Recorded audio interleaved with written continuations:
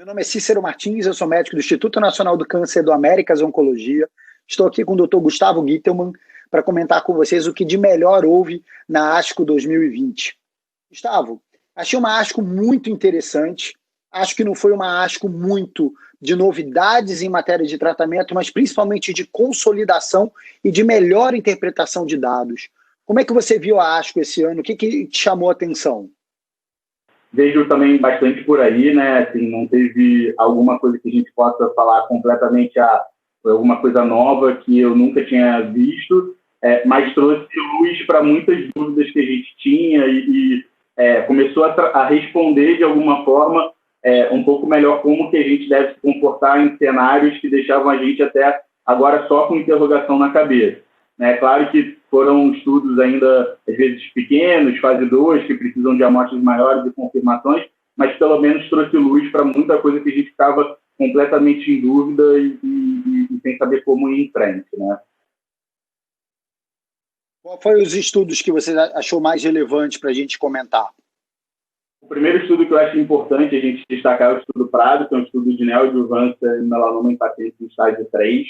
E nesses pacientes, o que foi feito foram 2 ciclos só de imunoterapia, de combo de imunoterapia, e depois de 6 semanas era avaliado a resposta patológica do gânglio desses pacientes.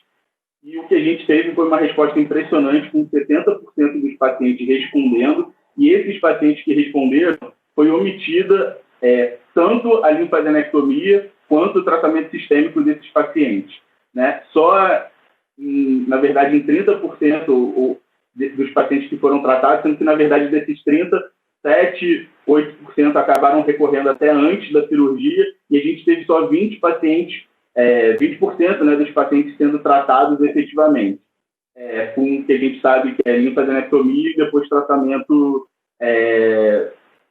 sistêmico adjuvante, né? Esse estudo ainda não trouxe os dados de sobrevida livre de progressão, e tem várias coisas, vários estudos, várias informações importantes para saírem, mas o que é fundamental é que ele mostrou para a gente que esses pacientes, boa parte dos pacientes, vão responder com muito pouco tratamento sistêmico.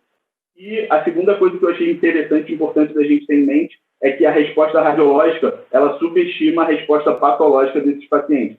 Então, vários dos pacientes que eram acompanhados e avaliados com imagem, o gânglio estava igual, mas, na verdade, na patologia eles tinham tido uma resposta impressionante. Isso é uma coisa para a gente estar atento e que a gente ainda precisa dos dados, né, de segmento do estudo, com sobrevida livre de progressão, para isso mudar completamente a nossa prática, mas deixa aí uma luz de um novo caminho, uma nova estratégia, com muito menos tratamento sistêmico e com menos morbidade também de procedimento cirúrgico.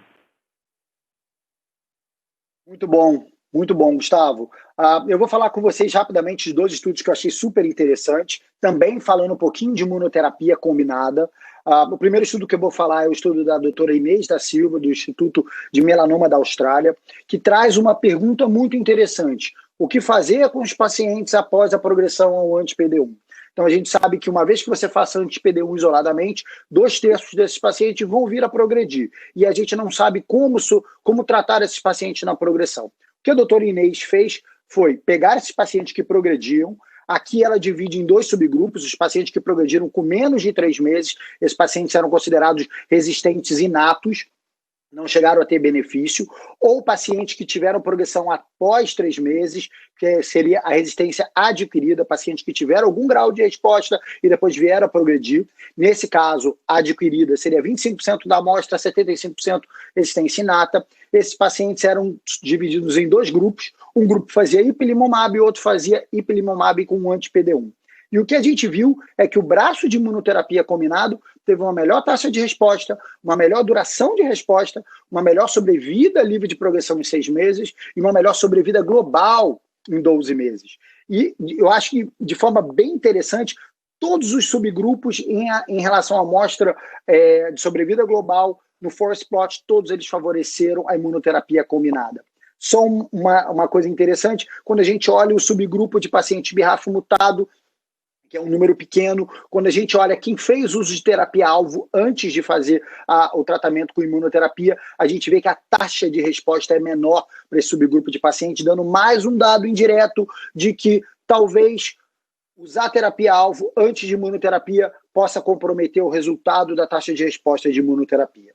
O segundo estudo que eu ia falar rapidamente é do Dr. Michael Postel, do Memorial, que também leva uma outra questão, a necessidade que a gente tem de fazer 4 ciclos de indução. A gente sabe que o estudo de nivo-IP, ele pede 4 ciclos de indução, depois uma manutenção com nivolumab. E a gente sabe que boa parte desses pacientes não faz 4 ciclos, não consegue fazer 4 ciclos e tem uma boa resposta com uma boa duração de resposta. Então, o que o Dr. Postel fez foi pegar esses pacientes, fazer 2 ciclos de indução com nivo-IP, na 6ª semana após o segundo ciclo você fazia uma tomografia. Se você não tinha tido progressão de doença, você era considerado subgrupo de bom prognóstico, você parava a indução e fazia a manutenção. Se você tinha tido um aumento acima de 4%, você fazia o 3º e o 4º ciclo de indução, depois fazia a manutenção. O que a gente viu é que o grupo de bom prognóstico, esses pacientes continuavam respondendo a despeito de não ter feito o 3º e 4º ciclo de ipilimumab. Você tem um aumento da taxa de resposta parcial e um aumento de taxa de resposta completa.